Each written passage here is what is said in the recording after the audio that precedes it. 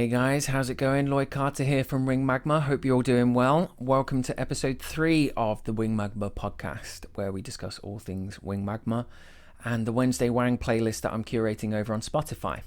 If you are a fan of this type of thing, please do come and follow me on Instagram at Wing Magma, TikTok at Wing Magma, YouTube at Wing Magma, and you can now search for the podcast on Spotify and Buzzsprout. Sorry, almost forgot.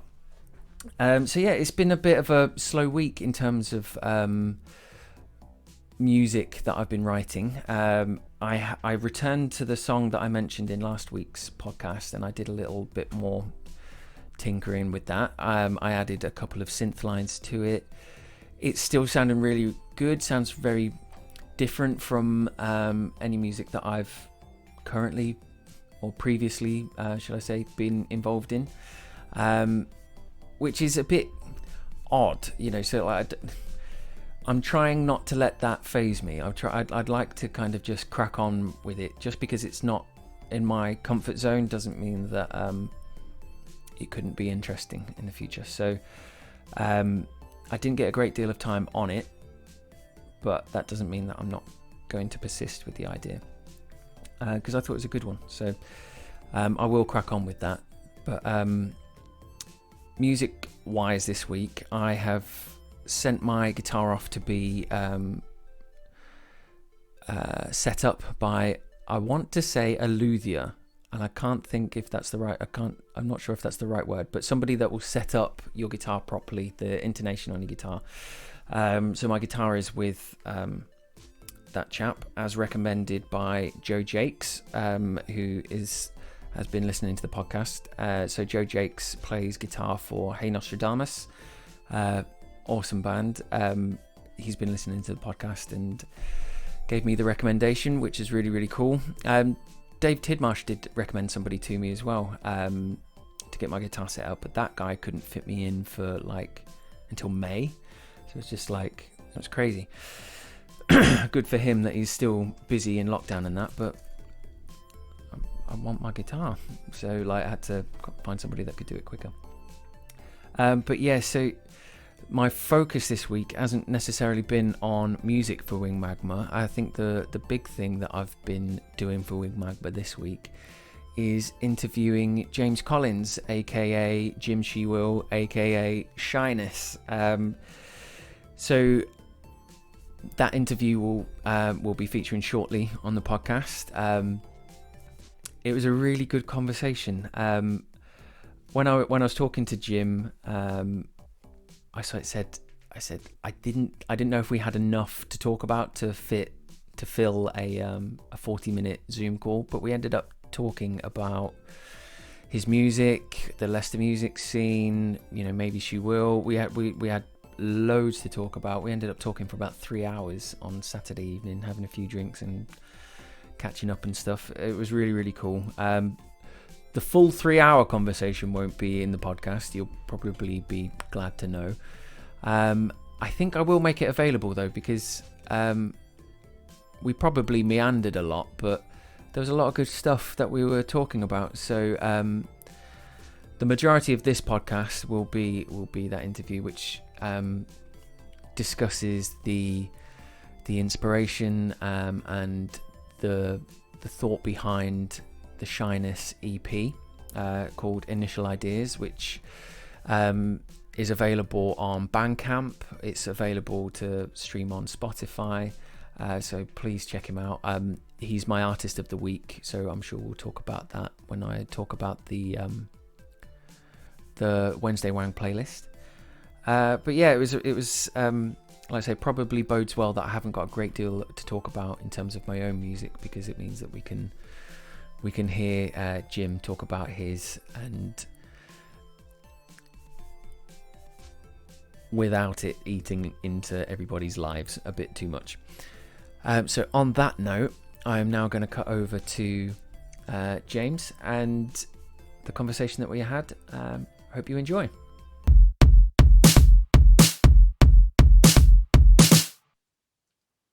Hello, everyone. I'm talking it with James Collins from Shyness. He's my first ever guest on the podcast. Really excited to have him here. I've got a list of questions. We've just been catching up for a little bit, and I was saying how this is actually the first time I've interviewed someone, and up until about 20 minutes ago, I didn't have any questions because I thought this was just going to be straightforward and quite easy. We'll see how it goes. It could go really well or it could go really bad. We'll find out. But It's a bit of a first for both of us, to be fair. Like, I've never been interviewed on my own. Normally there's like someone else chatting away and I can just sit there, and if I think there's a question I can answer, I'm like, oh yeah. So now so is this is your first piece of promo? Yeah, Wow. definitely. And I was the first person to listen to your stuff as well. You were the first so person to chuffed with post it on Instagram, and I was like, shit, I've not even posted it yet. What, on Friday morning? Yeah, on Friday morning. Yeah. Because I was like, right, I'm gonna time it for 8 o'clock because then I've got work at 9, and like that should be sort of reasonable time. And I look at my phone about like 7 o'clock, and you'd posted it. I was like, what? Shit. He's like, oh my God, he's told everyone. It was totally fine. But yeah. Awesome Anyway, stuff. so yeah, you many first this week. So I wanted to know if you can remember how far you and I go back. How far do you think we go back? Because I think I can pinpoint it. I'm not sure the year, but I'm fairly sure it would have been, well, at the attic. At the attic? The attic, you know, in Leicester. I remember the attic. I wasn't thinking the attic. I was thinking the Charlotte. What was the attic gig? I just feel like our paths must have crossed at some point there, because we played the attic a few times before we'd even stepped foot in Charlotte, Princess Charlotte. So when you say we, who are you talking about? Fight Fire with Water. Fight Fire with Water, yeah. Back so I was thinking, like, because what was the name of the EP? There was a little EP that came out, and it was like it had a paper cover. Yeah. It had a really stupid song like title, because all of our songs did. Something. Even if I didn't exist, I'd still be better than you. that was it. And it had a picture of her. We literally sat around in Jack's bedroom and just had a little go on his pad and just drew each drew like a little bit of that artwork. But yeah, teenage stuff. That's really cool. Like, but I remember there was a gig specifically that I remember us playing at the same time, and it was at the Charlotte. And I was trying to remember who the fifth band was, and I had to text Tiernan this evening to see if he could remember. But there was you guys. No, I think it was us first. So it was PRE first downstairs. I think I know. Then you were upstairs. Yeah. Then it was the third band, which I think was Youth Movies. Was it Youth Movies? Yeah, or the Youth Movies soundtrack strategy. Yeah. Then it was Tie Dye Re upstairs, and then it was 65 Days of Static downstairs. That was a classic gig. That was incredible, that gig. Like, I remember just somewhere thinking, on the internet, there's a video of us playing upstairs, actually, from that gig. My mate filmed it, and that was a weird. It was a great gig. It was awesome. And I was just thinking, like, that would have been what, 2004, 2005. It was a long time ago, but there was just this swell of good bands at that time. And I thought that's how it was. Like, I thought like as soon as you start playing, then like all of these kind of great bands appeared. But I don't know, I've spoken to John about this, and he was just like saying no, that there was just something going on then. There was just about, I don't know, 15, 20 really decent bands all kicking around at the same time, and just a good venue, and bringing in the touring acts as well. Or like, I mean, to be fair, with the Charlotte, quite a few of those gigs we didn't even know we were playing until our name was on the poster. I'm pretty sure, like, that gig, we were going to buy tickets, and then our name was on like the website. We were like, and I had to email the guy at the Charlotte, and I asked him, like, you've put our band name down on the poster for this gig, but we've not had any, like, no one's emailed us or messages or anything. And he was just like, oh, I thought I'd asked you to play, and he'd replied, yeah. And I was like, well, yeah, we definitely want to play. But like, it's such a bizarre. So you just assumed that you were playing? Yeah, it was like, that's funny. I don't know if we had a proper email account, but it's all just done through probably like what was the platform back then? MySpace. MySpace, yeah, Yeah. MySpace Messenger or whatever. I kind of like, I think John was doing Rock Food, his like Oh yeah. promotions thing, and that's how. I've still got a load of those magazines that he did. Yeah, because I think we supported. Was it a band called Chicken Foot or Chicken something? Chicken Hawk. Chicken Hawk. Yeah, we supported Chicken Hawk at the Attic, and I think that's one of John's gigs. But that's how we sort of met John, basically. And then we arranged a tour with Maybeshewill. It was like Fight for Water and Maybeshewill tour. And then Laurie, the drummer from 2 Minute Warning, sort of stopped drumming for Maybeshewill. So then they asked me if I could play for them for the tour. And it was like, oh, yeah, I suppose so. So they just poached you. Yeah, and I was for that tour. I think we call it a tour. We did like 5 or 6 shows. And that's a tour by my standards. It is a tour, yeah. But it was I had to play 2 shows every night. That was different, and just a whole new world of like, oh shit, what's this all about? Click tracks? What? I don't get it. So Fight Fire with Water to Maybeshewill. So again, a bit later on in the kind of Leicester music timeline, but I remember you were rehearsing down the hall from us in IQ, and I was just that was the one that got shut down one day because they realized how unsafe it was. The fire escape. Yeah. There was just steps missing on the fire escape. Yeah, steps missing out the fire escape. And the fire chief came around and was like, nope. Yeah, just shut it down then. Yeah. So like, come get your stuff, and that was it. It's like, all right, where are we going to rehearse? Sort of thing. But that was a good time. That was a really good time to be in a band, I think, because like for us, we used to have our own rehearsal space like way out in the sticks, and it was, it was very separate from everything. And then PRE split up, and we thought that we wanted to start rehearsing in town so we could start just seeing people and being part of something else. So we shared a room with Log Fox, and I think you were across the hall. I don't know if you shared with anyone. Did you share with anyone there? I don't think we did. I don't know how we afforded that, but like I think we had like a room in the middle. I think when we first went there, we used to share with Ty Diary down the bottom end, and then eventually we got our own room, and somehow managed to afford it just on our own. But yeah, there's like quite a few, because when what was Neil's other band? Minars. Yes, they rehearsed there as well, didn't they, for a bit? Yeah. So when we got there, Minars were there, you guys were there, Death of London were there. Yeah. Buenos Aires were there. There was just sort of like some really fucking good bands. Yeah, all in the same rehearsal space. So the album that you guys were writing at that time was Sing the Word Hope in 4-part harmony. That's it. So when I listened to that album, it's just that period of time. Yeah, it takes you back to that. And so I was listening to that just before we spoke, because right at the very end of that album is that the first solo piece of yours?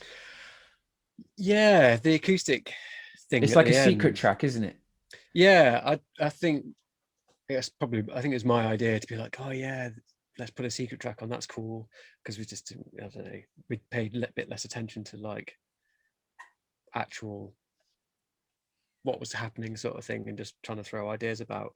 And yeah, I just came with this little acoustic idea that I quite liked, and was like, could we just stick it on as a little hidden thing, because we didn't know what else to do with it. Yeah, it was the first time, I guess, anything that I've done guitar wise or solo or whatever was forged into some sort of release. Because I heard that and it was just like, oh, that's Jim's doing that. I just assumed it was like Robin or something. Yeah. I think they just felt it was right that I played it, seeing as I sort of wrote a little guitar thing. But we actually recorded that above the Firebug in John and Robin's flat. Oh wow! That little. In fact, that album, the drums were recorded. You know, when a Firebug used to be the other way around, the stage was like near the door. Yeah. And there was like behind the stage, there was I think it was supposed to be a backstage area, but it was just full of stuff. Shit. Like Yeah. just like half a drum kit and broken speakers and And stuff lots like that. of chairs. Yeah. Yeah, loads of chairs. But yeah, we recorded the drums for that album with Andy Coles in that back room in like a day. Wow. And I had a massive hangover as well, actually, because I'd been out the night before. Big mistake to make. And like it's like, oh shit, yeah, right, recording drums today. And most of that album, I think it was just like 3 takes max, but just kind of play the song 2 or 3 times. Like, yeah, that's great. Next one. That's cool that you recorded at Firebug though. Did what? Yeah, everything recorded at Firebug. So they did the guitars somewhere else. I think just down in a rehearsal room again. Then the next time I saw you after like the Maybeshewill era would have been like I came to see. Now I pronounce this wrong all the time. I'm going to say Seour. Correct. Seour. Ding. Right. So I came and saw you guys at Firebug, and I'd been meaning, like, you guys had played Leicester a couple of times, and I'd missed you. And I said to my mate Jamie Marlowe from Logfox, it's like we should go and see these guys. As like they're coming through, they sound like Queens of the Stone Age with 2 female singers. Cool. But that gig was something else. And I remember it's weird because Andy Coles said the same thing about Shyness as I said to like my mates, and I literally, it was the same phrase. I said watching Jim was a masterclass in playing for the song. I think I remember you actually saying that to me in person at the gig. And it was just like, love this guy. Like it's just my kind of drumming. Like I could tell, like if you wanted to, you could unleash fury, but it was all about doing what's right and not overplaying. And that is an art in itself. Yeah. You know, just knowing what to do, what is right. Just knowing what the song needs, I think, and just it's listening to it as a whole. You're seeing it as a whole picture, even if what you're playing is just dead simple, then it doesn't matter. Except if that's what the song needs, then that's what it needs to, and you want it to sound the best it can.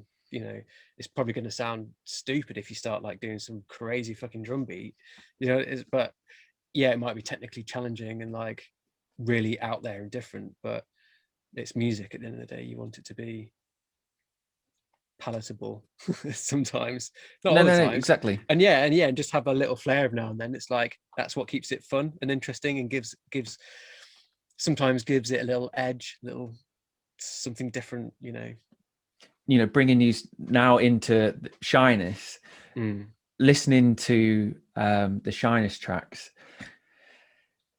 For me, like that's the first thing that I listen to, because obviously that's what I know you for. Yeah. The drumming is just so on point, and it's that spine for everything. But when I was texting you about it, I was surprised with what I heard for Shyness. Yeah. A few people have said they were a bit so it was not what they expected. I was expecting acoustic stuff because I've I followed you on Instagram, and I heard like the little bits that you've put out, and it sounds like the hidden track on. That was the plan initially, but it sounded great. And I think I actually messaged you about it because I was just like, because it's in a funky tuning, which I'm pretty sure is the same tuning that Trail of Dead use, and I know that because somebody told me, oh, Trail of Dead use this tuning, and I just put my guitar in that tuning. And then wrote a whole bunch of new songs because it was just, it's like initially you've just got different notes, like a new palette to work with. All of a sudden, it's like a completely different instrument. Yeah, exactly. Yeah. And there's just such a vibe to it. Yeah, but just deep acoustic tunings just sound so good. But that's what I was expecting, and then a whole other came out. It was just, I thought, like, I was I was taken back, like, and I've probably listened to it about 5 or 6 times since you sent it across. And I was so chuffed that I got the first listen, and Yeah. I felt a bit like, why did you keep it so close? I was so nervous, I think, because I've always performed and, you know, written music with a group of people, and anything that I've done on my own, it's just purely been for my own kind of like purpose of just wanting to play guitar or something. Like a lot of the sort of noodly things I put on Instagram in the past have just been when, like, if you're just having a bad day, I find it so much easier to just grab my guitar and not even really think, and just stuff just kind of comes out, and it kind of helps you, it helps me anyway, like deal with whatever my head is doing, because sometimes I don't even understand like what's happening, what I'm sort of like feeling.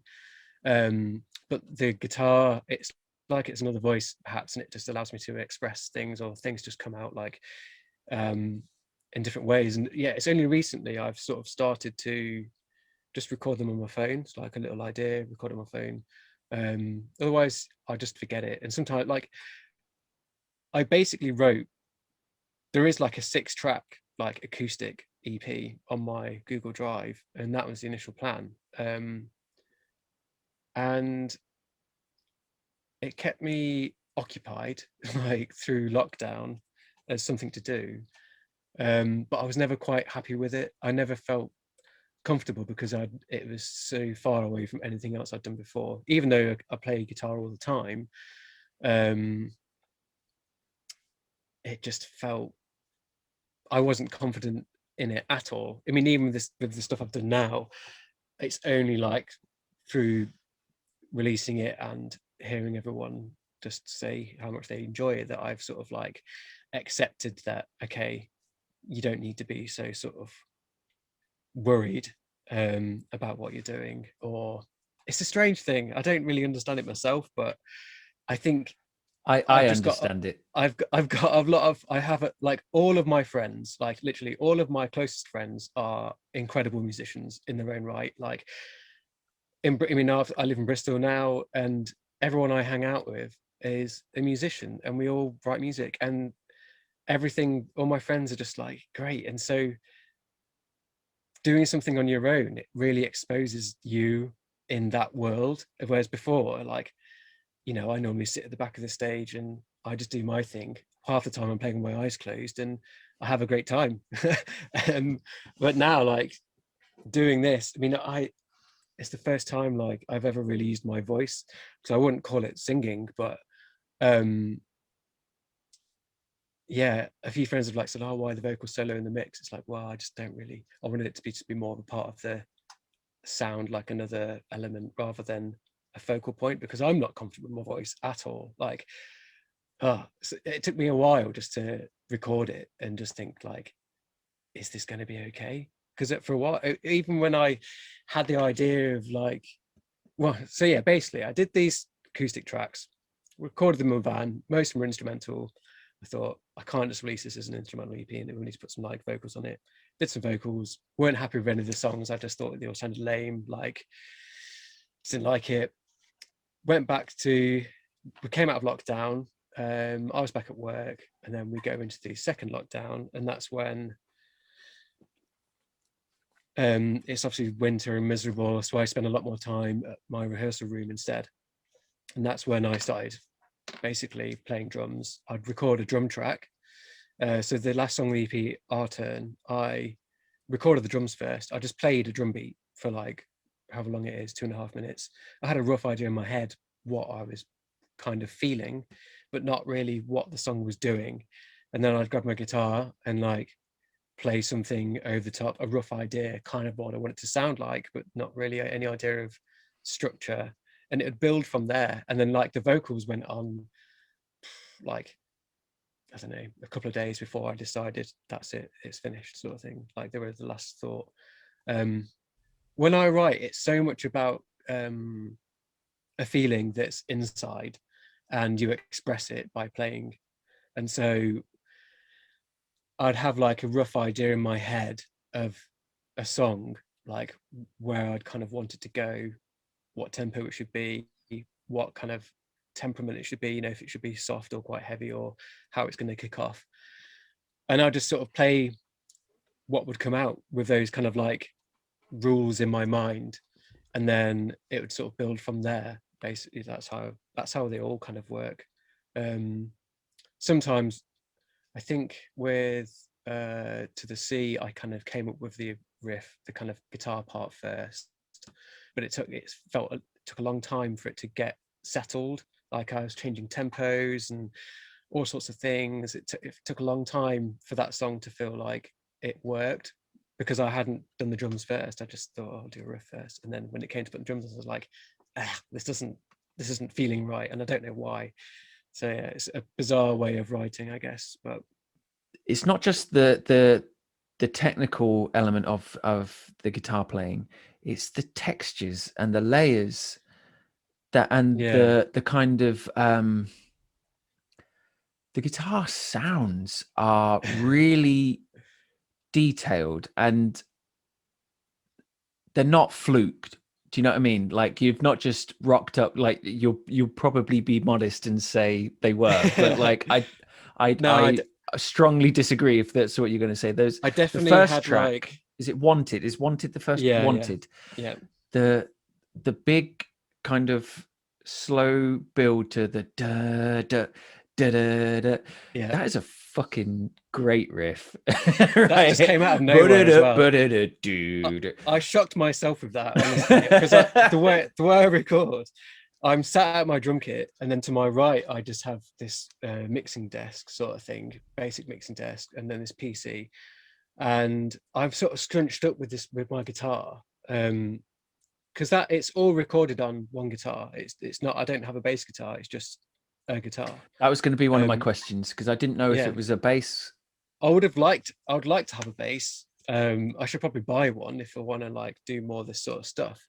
But yeah, it's just a guitar, and I just put an octave thing on it to make it do the low. It sounded great. I've written Jack White down here because it's, I doubt, like, your taste is quite complex and quite diverse, and I doubt Jack White was the guy that influenced it. But when I heard it, it's got that kind of raw power to it. That makes me think and reminds me of some of Jack White. It was like a fluke, that riff, honestly, because before that riff, all I had was that the part at the start of the song, basically, that kind of, and it harks back to that, doesn't it? Like, because it start like it's very clever. And I was just like, oh, what's it? It needs a riff. So I was just playing around, and then it just kind of happened, and I was like, this sounds pretty fucking sick. I like it. Like, I was like, and I always question myself, like, does this sound lame? Like, it's a question constantly, like, is this lame? Is this a bit too cheesy? But I was kind of like, no, I think it's okay. This isn't, because of the context that it's in and what's surrounding it, it's not like lame. So like, I've not listened to the tracks that you recommended. Really? I've not yet. No. Okay. Have you heard of any of them? Chelsea Wolf. I know Chelsea Wolf, but that's it. Okay. Like, well, I think you're in for a treat. I hope really so, because like, that time, I don't know if you remember it, but I remember it quite clearly when you knocked on the door, when this is back at IQ, you knocked on the door and you popped in, and you said that, oh, it sounds really cool. And like, like, I remember thinking, oh wow, that's really nice. Because we didn't like talk. We weren't like buddies or anything. You took the time to knock on the door and pop in and say, I like what you were playing. Yeah. And you said, it sounds like Don Caballero. Don Caballero, yeah. And then I went away and listened to about 3 different albums by Don Caballero. Just like, he thinks I sound like that. Fucking sweet. Like, but no, it was just like, even then, like, your taste was like, it was beyond my realm of what I listened to. So I was looking forward to you sharing whatever you're up to nowadays. But yeah, Chelsea Wolf. That's it. So Okay. I'm 1 out of 5. I mean, they were even for me. It was kind of difficult to just pick 5. Like, I've got a whole list of music that I feel I've when Maybeshewill like took a break or whatever it was. It's like I've gone off on a different path to other people, and I've met like new people in the music world, and like there's so much now that I listen to that I didn't before. It's such a different taste, but it all kind of crosses over. And yeah, like Racket Cannon, they're great. Just that like pop music in a way, but just done incredibly well. Like, they're an amazing band. Even live, they're just incredible. Who else did I send? If I Future go Old down, People Are Wizards. Like, I was gonna say they're if I go down the list, right, and then you yeah, talk to me about how it's influenced you or why you enjoy it. So yeah, yeah, so the first track on the list, excuse me, Future Old People Are Wizards, Be Moved. So yeah. what does that track say to you? So they, well, I just like what they achieve with their, again, just a guy on guitar, a girl on synths, and a drummer. But the sound, I think when you hear it, you would make the sort of connection of like, it's kind of drony, fuzzy sort of synths, and you don't need that bass guitar or whatever. And the song, like that song, it just kicks ass when it kicks in. It's like, boom, wow, this is great. And they're like, you go on their Spotify profile, and I'm just like, why is no one listening to this band? Like, there's people listening to them, but in my eyes, they should be like doing really well, because that some of their music is really, really, really good. And it's like it's sitting there, no one's really paying any attention to it because it's not being put in a Spotify playlist, or it's not been picked up by the right people, and it's just been lost. And I'm like, shit, this needs to go out there. Yeah, the Guru, I think that was like the second track, maybe. So then I've got, because I think you had some copy and paste issues when you Yeah, sent me yeah, I the did. I message. did it in Instagram, and I was like, I had to put it in notes, and then yeah, So I've got future Old People Are Wizards. Then it's yeah, Destat Phoenix. yeah. So that song, again, when I was talking about my track, what's it fucking called again? It's so bad when you remember. It's because I don't remember titles too much, so I'm like, it just doesn't bother me. Right. Even So the lyrics in the songs. we've got Wanted, Yeah, it's not Field of wanted. It's Vision. the Field of Vision. Yeah. So in the middle of Field of Vision, there's this section where just like that big kind of like heavy, almost synth Rhythm. sound Yeah. kicks in, and the drums like da da da da. So that's kind of inspired by this song by Destat, because they've got a section where it feels like it slams into this like chorus, and it just blows you away. So that was kind of inspiration for that. But then their whole like, you have to listen to all their back catalogue, because they're just incredible. And again, like, why isn't this stuff, I mean, they're really big in the Netherlands. I think they're playing like massive festivals, but in the UK, it's like there's a bit of, I don't think any of those bands are from the UK in that list. They're all from Europe, and it's like there's a bit of UK snobbery, that it's like we don't have time for these amazing bands that are out there, because our own like field is full of music as well. It's hard to squeeze everything in, I suppose. But yeah, again, amazing bands. Check out all their songs. All right. So then we've got Racket Cannon. Is it Nico Van Yeah. So this, something? yeah, Nico Van something. Racket Cannon are a very like noisy outfit. Um, Not everyone's cup of tea, but for me, they've got like some moments that feel like Rage Against the Machine, and kind of like the almost the anger that's there, or what they're trying to like. It's not what they're trying to say. It's just the feeling of the music is like, vicious in some way. And the drums, I think, the drum sound on this song I love, because it's the one when I was talking about it sounds like it's in a room, and the song starts with this drum beat, and when I hear it, it's like it gives me goosebumps, because I'm just like, I want to play that kit in that room because it sounds great. Did you say Steve Albini recorded that? I think so, yeah. I'm pretty sure they recorded that album with Steve Albini. And it's again, they've got a really good back catalogue. They split up, but technically they're playing Arctangent as their last show, but Arctangent got cancelled. But I think they're playing again this year. And yeah, I've only seen them at Arctangent Festival, and they're just incredible. I think you'll really enjoy them as well. Cool. So then we've got Chelsea Wolf, 16 Psych.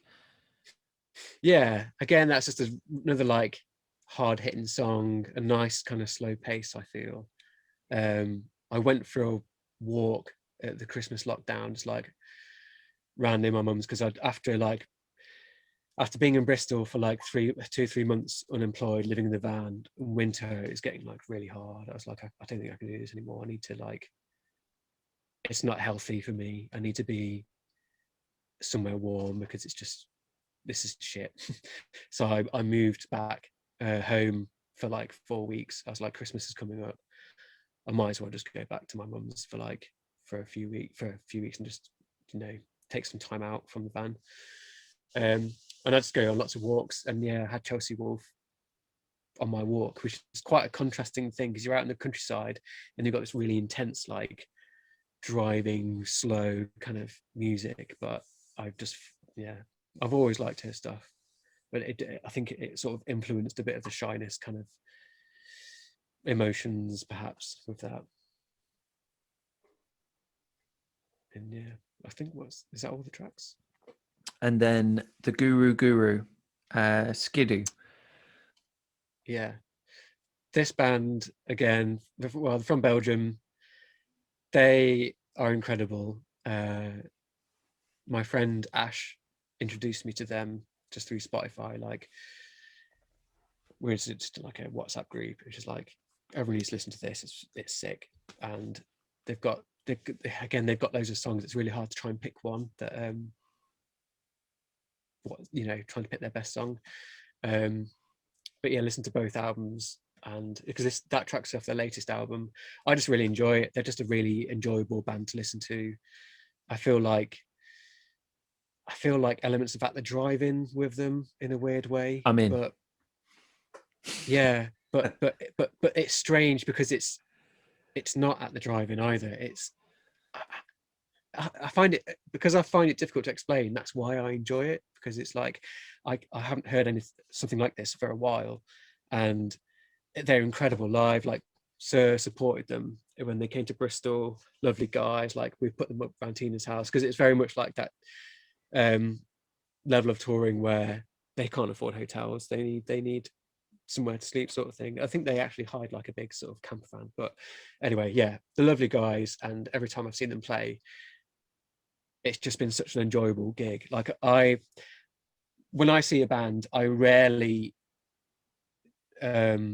move. I'm normally just stood at the back and I'm really enjoying it, but I'm not kind of getting involved with the atmosphere. But with the Guru, I just couldn't help but lose myself, and it felt great. Like, I hadn't done that since like I was a young boy at the Charlotte.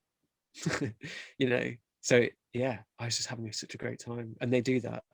They invited everyone up on stage for the last song. There's a video somewhere on Instagram, just like stage invasion. I'm just like there with some maracas on stage, like losing shit. Awesome. But yeah, I was just having a great time. I wasn't even drunk. It's just like, this is great. Why can't every gig be like this? So I think, yeah, there's a lot to learn from some of these amazing bands that are out there. And yeah, I'm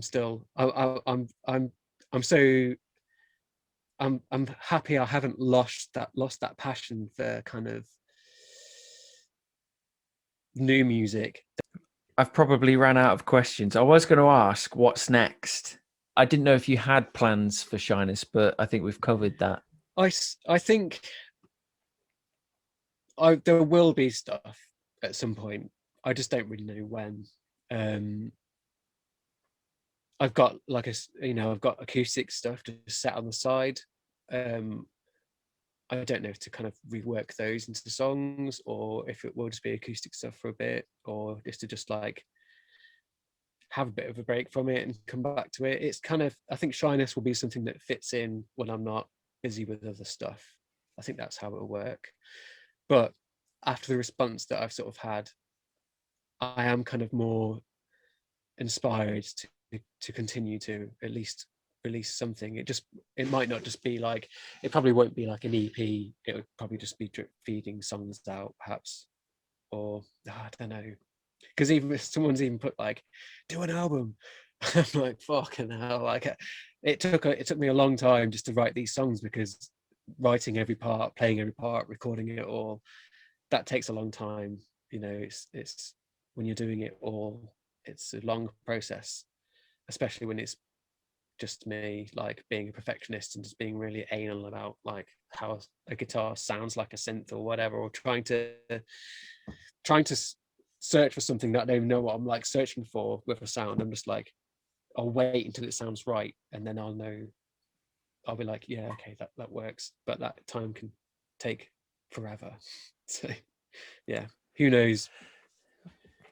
I'd like to think that, well, I say I like to think, but like perhaps now that you've got a little bit of self-assurance by sharing it, because it's been so, it's just been you and your own kind of measure of what's good and bad. Well, again, like I was saying, I think I said to you earlier, like a few days ago, like I kept it sort of hidden. Like none of the Maybeshewill boys had heard any of it. Anya and Tina hadn't. I'd sent Tina like a sort of rough mix of one of the songs, and she had it on her phone, and she was like, "This is great."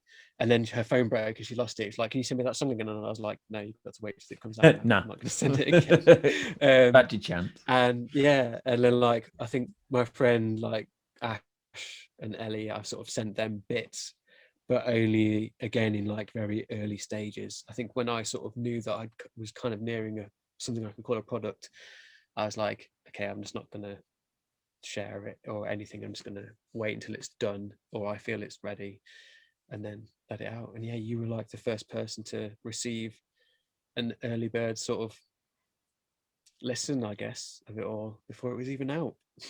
As soon as you sent me the link, I went straight to Bandcamp and I bought it, and then I started seeing all of these adverts for like Bandcamp Friday. Yeah, like I thought that.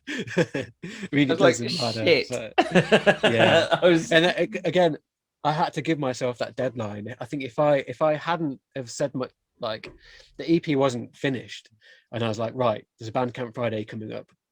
That's when I'm going to release it. I'm going to set that as my deadline. So if I don't, I'm just going to keep faffing around for forever.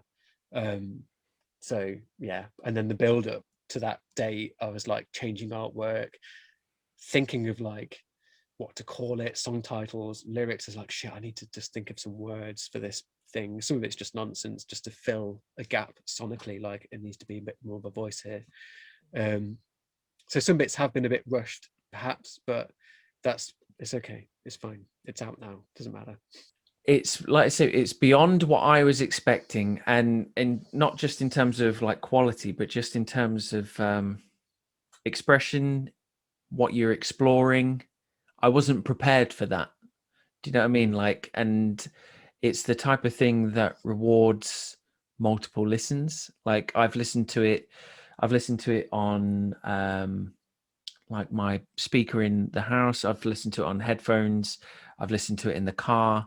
And each set of speakers that I listen to it on, I get something else, which cool. I think is great. Like I was really worried as well, even that whole process, because I've never mastered anything before. I never like mixed anything before, and in my rehearsal room, I don't have a set of monitors. I've just had to do it all on not even these headphones, because I've got this cheap pair of Sony earbuds, right, and this is pretty much what I've mixed it and done everything on. These were like I don't know, £12. I treated myself. I was like, oh, if I'm going to release some music, I need a decent pair of headphones. And I got these like Sony things for like 90 quid. And I put them on and I did some remixing and I listened back on these and I was like, oh, it sounds shit. Like, what's happened? What have I done here? And just not, my ears aren't used to these at all.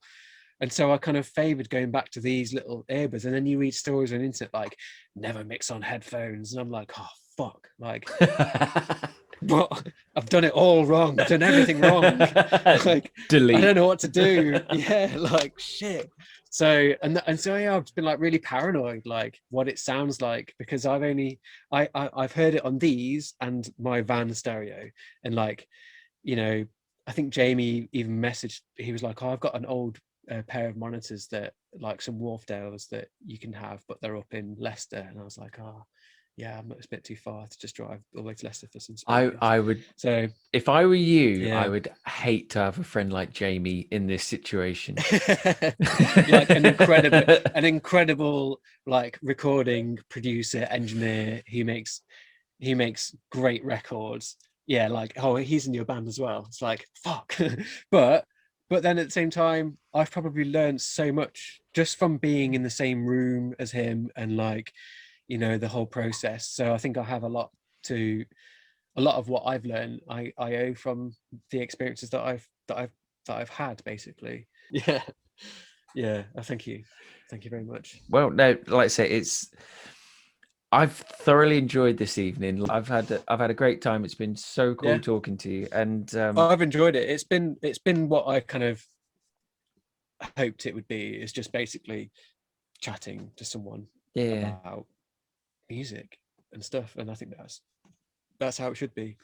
Definitely. Yeah, absolutely. And congrats, mate. Like, you should be proud of what you've done, and hopefully, like, if there was any inhibitions that have prohibited you releasing stuff, hopefully they're going to start to disperse. and we'll hear some more stuff from Shyness, because like I'm thoroughly enjoying this, and nice. the feedback that I'm seeing online echoes that as well. So cool. Well done, James. Good work. Thank you very much. So I hope you enjoyed that conversation. I had a great time talking to him, and like I say, I think I'm going to put out the full 3-hour version of it as a separate thing. If you want to spend 3 hours listening to us talking whatever we were talking about, feel free, get involved. So yeah, the Wednesday Wang playlist. Again, as I said last week, I'll be updating the Wednesday Wang playlist shortly. Well, tomorrow or whenever this goes live. So don't go searching for the Wednesday Wang beta. This is just like kind of my testing ground. Yes, I did listen to the Magma podcast. I just needed to remind myself what my intro was. So I'm not particularly vain like that, so I don't listen to it all the time. Forgive me. So yes. So what have I been listening to this week? So the playlist is slightly shorter this week because a lot of the music that I've been listening to it's not available in Spotify. So I'll come to that in a sec. So the first band on the playlist, So Modern. Another recommendation from Neil Humphreys, Minar's guitar player, songwriter, and former guitar player and songwriter in Tie Diary. Again, just I'm more involved on Instagram than I have been for a while, and he keeps posting music that he's listening to, and I checked this band out because his recommendations are usually pretty decent, and again, it was just like awesome band. They actually in places they actually remind me of Minar's a little, and I think Neil was debating who came first, them or Minar's. There's a few tracks on here that sound like other bands that I like. So I said to Neil, some of this stuff reminds me of Three Trapped Tigers, and he said, yeah, Three Trapped Tigers came after these guys, as did Gallops. I think these people, So Modern, may have had quite a wide influence. But the track that I've got here is I liked it because it reminded me of Minaz, and it's good to kind of hear a little bit of the bands that inspired the bands that I quite like. So that was really cool. So after I got talking to Neil a little bit about Tie-Dye and that period of time, and he was surprised at how into Tie-Dye I was, and and I genuinely I wasn't just saying it to be nice to him or anything like that. Tie-Dye, that period of Tie-Dye was genuinely one of my favourite experiences of live music, of songwriting. I still hold it in very, very high regard. So off the back of the conversation, I try not to listen to it too much because I listened to it so much for so long. I kind of feel like I need to get over it because it was a very brief period, really, thinking about it. It's like probably 1.5 years, 2 years, not even that, when they were writing that music and playing it and performing it. But for me, it was just, it's fantastic. So I try not to listen to it, and I try and, have long periods where I don't listen to it. But it was really, really nice just to crack that tin of Tie-Dye open and get involved. So the Tie-Dye stuff is on Bandcamp, so I'll put I'll put a link to that in the show notes or something, so that people can go and check out that Tie-Dye stuff. Because I was a super fanboy, I made my own playlist for that. Back in the day, they released a few EPs, and I kind of put them together on a CD, on a CDR, and I called it Greatest Hits, and that's what I listened to. So there was like seven tracks, which was their first 2 EPs, and I used to listen to that, over and over. And I remember dishing that out to some friends because, perhaps they couldn't get hold of the Tie-Dye EPs anymore. And there's a track on that EP which isn't on Bandcamp, and it's called Octalinktus. I listened to that this week for the first time in years and years and years, and it just brought back all sorts of memories. And again, a great piece of songwriting from them. But you won't be able to find that one online. That one is for whoever was there at the time. But great song all the same. So the next band that I've been listening to that isn't on Spotify is Bronzeage. So Bronzeage was a band that I was involved in. So I was in a band called Public Relations Exercise. Our guitar player at the time, Spencer, decided to leave PRE, and rather than continue PRE, we kind of dismantled it and started again, and just started afresh, and we started Bronzeage. So it was the same guys that were in PRE minus Spencer, who left, and we did Bronzeage.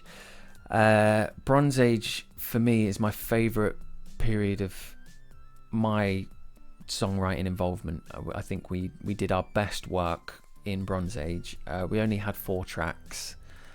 And again, like with the band, we split that band up too soon. I think there was more to happen in that band. But again, in a similar way to Tie-Dye, I try not to listen to the Bronzeage songs a lot.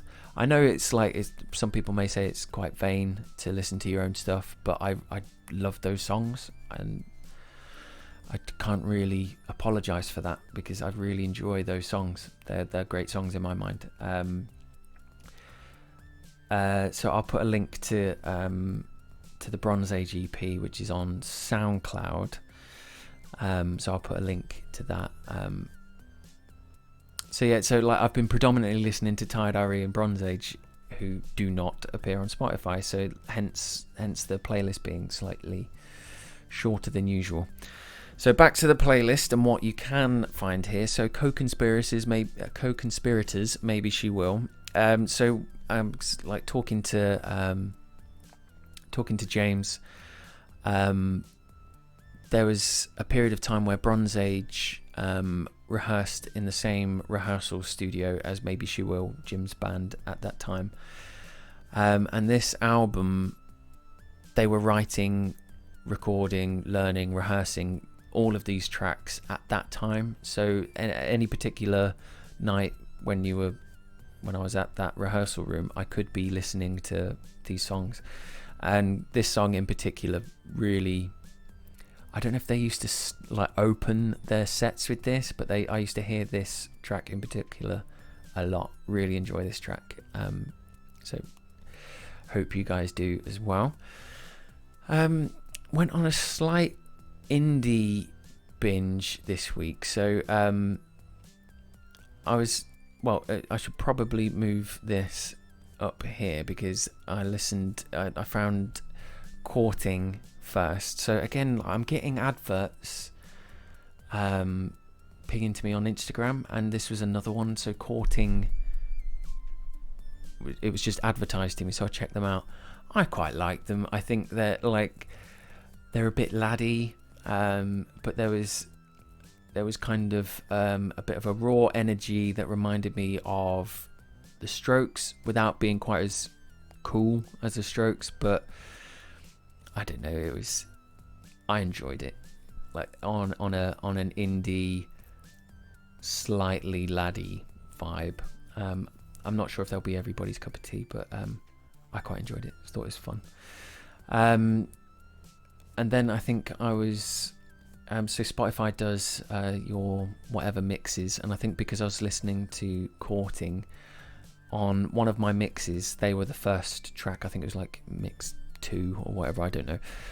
And then it went Cheat on Me, actually. It wasn't We Share the Same Skies. Cheat on Me was on there by the Cribs. Is that going to move?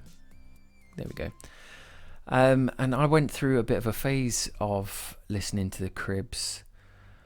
I was never into them at the time. I kind of got into them.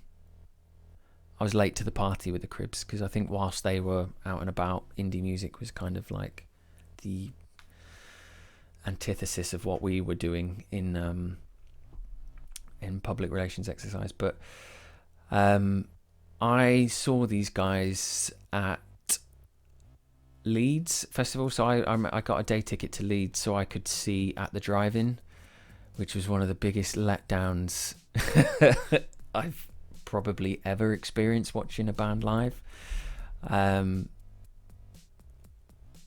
Just like At the Drive-In were a very, very important band to me. My early 20s, and had a huge influence on the stuff that we played and wrote in public relations exercise. So when they got back together, because I think they split up after I really got into them, so when they got back together and started touring again, I was just like, got to catch these guys. But all the energy was just not there. I think Omar's, so the guitar player's mother had recently died, but equally there was just no passion. It was just like, and those guys were like 90% passion, 10% songs, and it was so it was quite disappointing to see them. However, on the same stage there was the Cribs, and so that was my introduction to the Cribs. I was kind of waiting for At the Drive-In and was just completely taken back by what I heard. There were some absolutely fantastic songs.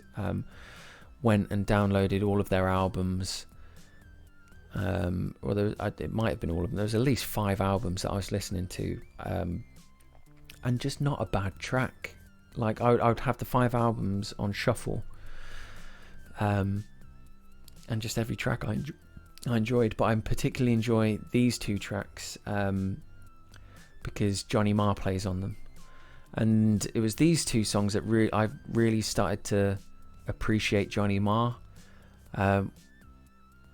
My love for the Smiths is more about Johnny Marr now, but at the time, you know, when I was kind of into the Smiths, and originally it was Morrissey and the melodies that I was in it for. You know, his lyrics were hilarious and harrowing. The guitar playing was a secondary thing to me, and it wasn't really until I don't think I knew that Johnny Marr was playing on these tracks, and then I remember thinking, that sounds like the Smiths, and then finding out that Johnny Marr was involved with these guys temporarily. So yeah, just two fantastic tracks, well worth a listen if you don't know these.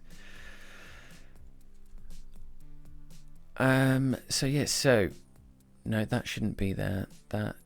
Sorry guys, this is terribly embarrassing. I'm going to put that down there. So yes, Die, a new band to me. I think, again, the more you listen to on Spotify, the more relevant things it starts to recommend to you. Again, just I think I was taken in by the name Die. I just thought that was really cool. Check them out, and it's my type of moody, bleak, simple rock music, I guess. It reminds me quite a lot in places of Bronzeage. Just a similar kind of feeling that I get listening to this that I do from some of the Bronzeage tracks. It, again, doesn't necessarily sound like a rip-off or anything like that. Never heard them before, but I really like this track, so check out Sideways, Here We Come. Milk Teeth, Brickwork. So I first heard about Milk Teeth, I think I saw them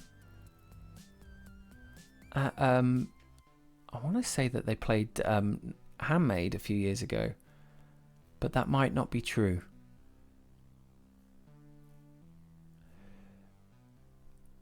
They either played Handmade and I found out about them, or there was bands like Kugel that I did see at Handmade and then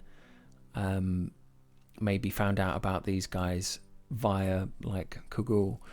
But Brickwork was on the same kind of mix playlist as Courting and Cheat on Me, and I just remembered how much I enjoyed this song. Just lots of energy, great sounding, kind of punky chords.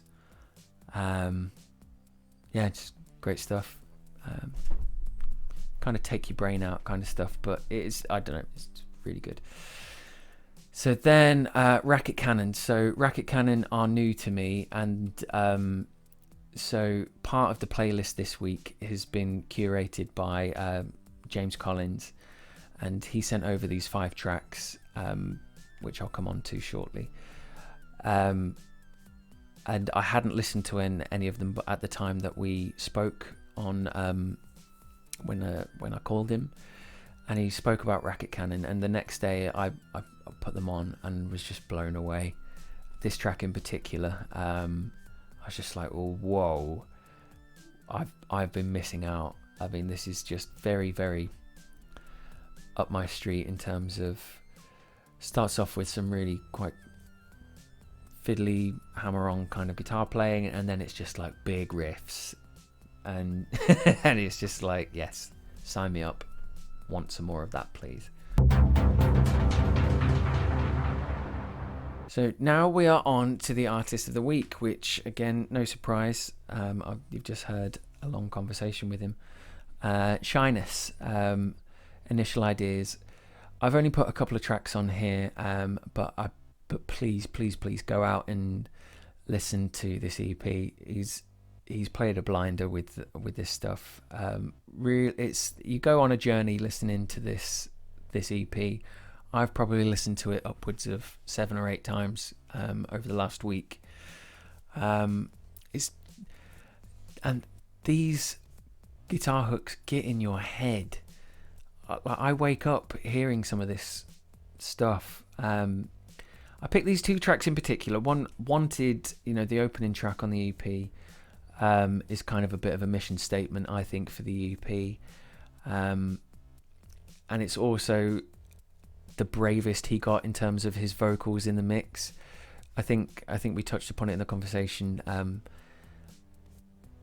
It's low, and I think he said it's because, you know, he's not a vocalist and that's not what he wants to be seen as. But like, I do feel like these songs would have benefited from having it higher in the mix, and the opening track is where you can hear him the most. So Wanted, great track, great layering, great guitar sounds, and there is a really, really great riff in there as well. So well worth checking out. And Passerine. This track is what I thought we were going to be getting from a James Collins EP. So this was recorded in his van. So the guy lives in his van, and he recorded this in his van, which I think it's a very, I don't know, perhaps I'm on my own, but like me and Sarah once upon a time had like this idea of selling up and buying a camper van and living in it. We decided to get married instead and invest our money there. But that idea of having that kind of freedom, I think there's probably a bit of a rose-tinted romanticism about the idea, but this guy's living it, you know. So to hear it kind of goes beyond the song and the music for me, because it's just like kind of, it represents a lifestyle that I would like in certain respects. You know, writing music in a van, traveling, sounds cool to me. Not that I regret my life or anything like that. I'm very happy. Don't get me wrong. And Sarah, if you're listening to this, I love you. But you know what I mean. Like it's an idea that we had, and envious of somebody that turned it into more than an idea and actually pursued it. So then, yes, Memory Holes makes its third week in the playlist. It's get used to it, guys. It's always going to be in there. You know the rules. Do not skip. So then, yes, we go into the 5 tracks as recommended by James Collins. Be Moved, Future Old People Are Wizards. I've not listened to this one yet, so I can't tell you what it's like. Phoenix Destat. So Destat, or Phoenix by Destat again. I've not listened to that. But we'll certainly give it a go. Racket Cannon, big fan of Racket Cannon. So James, thank you for the recommendation. Awesome stuff. Chelsea Wolf, I am familiar with Chelsea Wolf. I don't particularly know this track though, so looking forward to hearing that. And Skidoo, the Guru. Again, really glad that this isn't. I'm really glad to have guests appear on the podcast and take over part of the playlist, because this is a music discovery thing. So this is just as much about me finding out about music and sharing it with you guys as much as it is about you guys potentially hearing something that you may not have heard before. So if any, like, I would love to have an open invitation to anybody that wants to kind of get involved in the podcast. I've got somebody else in mind that I'm going to hopefully have a conversation with in the near future. But if you want to be a guest on the podcast, please get in touch. If you just want to fire me like just some recommendations, it will go on the podcast. It will go on the playlist. Like I'll listen to anything that people recommend to me. I'll be honest, you know, if it's not my bag, then, you know, you'll know about it. But I'm having a very, very good time finding out new music. It's great. Like, I haven't listened to this much new music since I was in a band, and you know, that used to be the route to new music, was, you know, like either playing with bands or just conversations with people about music. So it's a fun time for me at the moment, getting all of this new stuff. So yeah, on that positive note, I shall bid you farewell. Please don't be a stranger. Come and follow me at Wing Magma for TikTok, and at Wing Magma for YouTube, at Wing Magma on Instagram.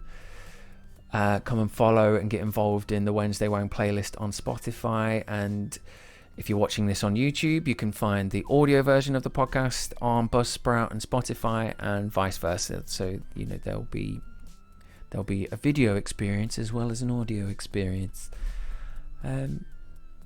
So yeah, guys, take care of yourselves. Have a good week, and I shall speak to you soon.